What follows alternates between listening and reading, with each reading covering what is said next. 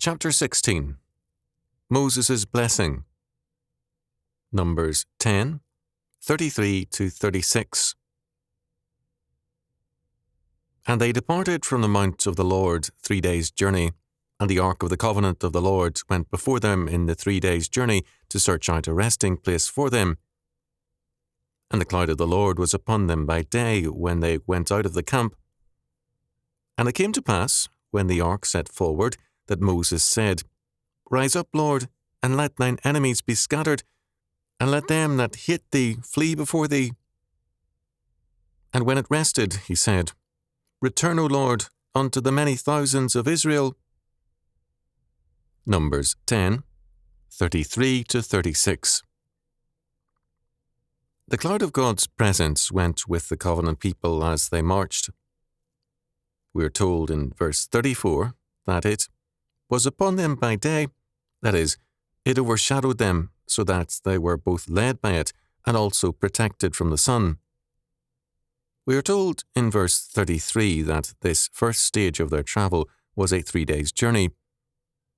While they rested each night, they did not make camp, since they were moving on in the morning.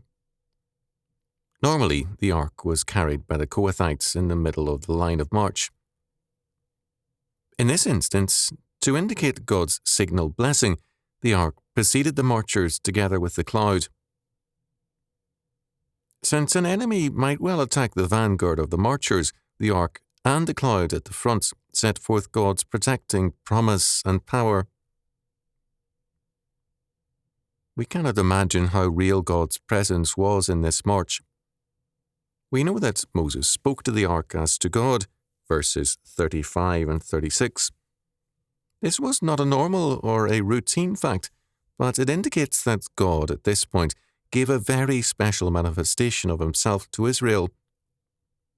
This made then the complaints and whining of the people, Numbers 11:1, all the more evil in God's sight. T.E. Espin was right in asserting that each forward movement and each period of rest on this journey had a sacramental character. Central to this text are Moses' prayers or blessings in verses 35 and 36. F. B. Huey Jr. observed, The prayer of verse 35 seems more appropriate as a battle cry, 10:35 compare 68:1. As a result, Moses' prayer in verse 35 has not been popular. There are, in fact, two things about it that have led some to relegate it to a primitive stage of religion. The first is the militancy of the words. Rise up, Lord, and let thine enemies be scattered, or Arise, Lord, and let thine enemies be scattered. The whole of David's Psalm 68 is a development of this prayer. The first 8 verses of this psalm give us its spirit. Let God arise, let his enemies be scattered, let them also that hate him flee before him. As smoke is driven away, so drive them away. As wax melteth before the fire, so let the wicked perish at the presence of God.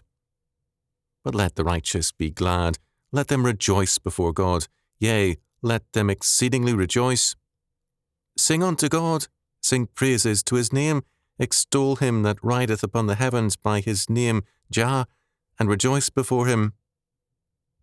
A father of the fatherless, and a judge of the widows, is God in his holy habitation. God setteth the solitary in families. He bringeth out those which are bound with chains, but the rebellious dwell in a dry land. O God, when thou wentest forth before thy people, when thou didst march through the wilderness, Selah, the earth shook, the heavens also dropped at the presence of God, even Sinai itself was moved at the presence of God, the God of Israel.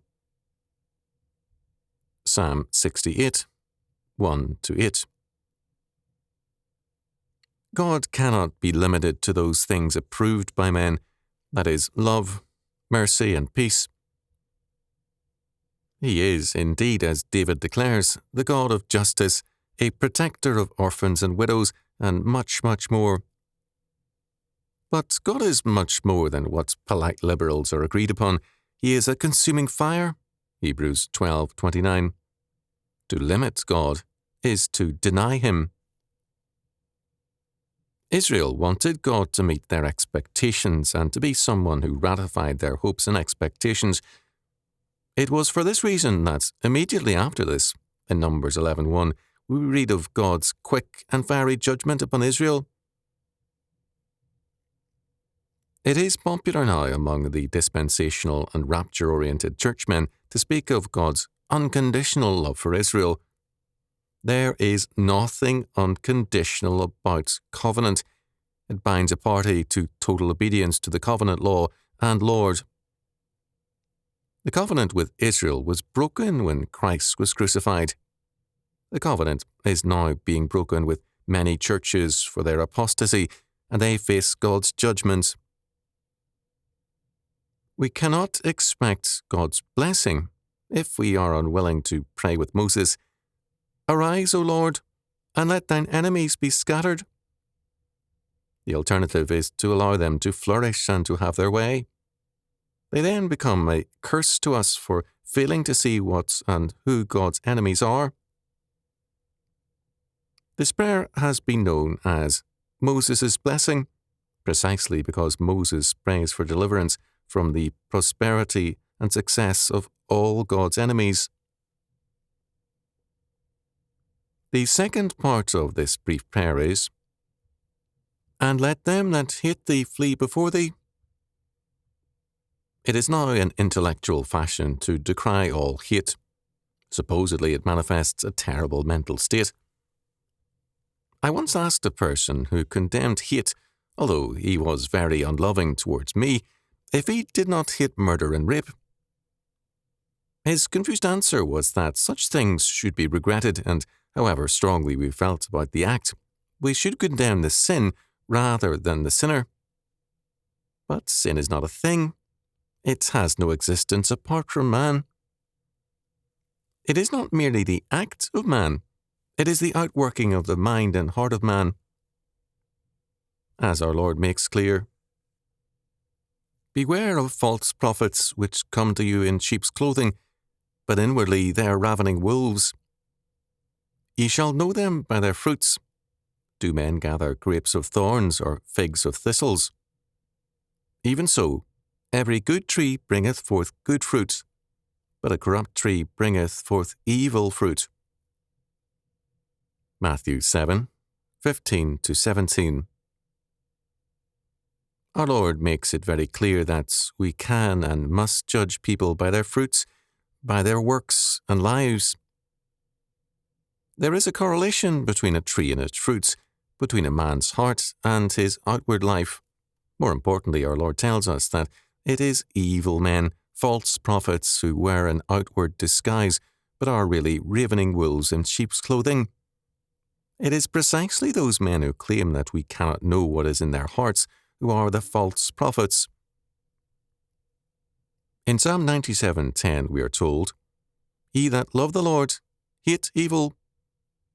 In Psalm 139:19-22, David recognized that inseparable connection between death and evil, between God's judgments and evildoers. "Surely thou wilt slay the wicked, O God, depart from me therefore, ye bloody men. For they speak against thee wickedly, and thine enemies take thy name in vain. Do not I hate them, O Lord, that hate thee? And am I not grieved with those that rise up against thee? I hate them with perfect hatred. I count them mine enemies." In Matthew 5:44, our Lord commands us to love our enemies. Petty and trivial hostilities are commonplace. We are to pray for such people and love them, that is, which means obeying God's law in relationship to them. Romans 13:7-10, because love is the fulfilling, putting into force, of the law. We are thus told to pray for our enemies. Where the enemies of God are concerned, we cannot treat their hatred as a minor matter. They are our enemies in a profound sense, If we are God's people, and their enmity is governed by a desire for destruction, we cannot be unjust towards them, but we must recognize the fact of a deep enmity towards us.